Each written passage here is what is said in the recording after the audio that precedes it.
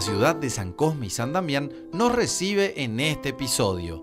Es una ciudad colmada de historia fundada por los jesuitas, situado en el departamento de Itapúa, en auto aproximadamente a 4 horas y media de Asunción. Primeramente, aterrizamos en las gloriosas dunas de San Cosme y San Damián, de las cuales nos habló un poco más la señora Carolina Ibarra.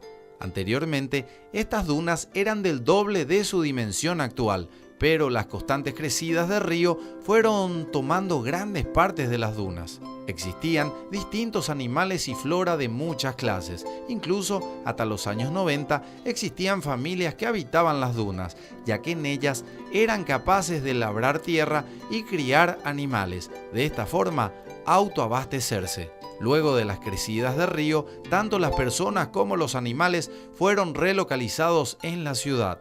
Actualmente ya no se encuentra nadie habitando en ellas.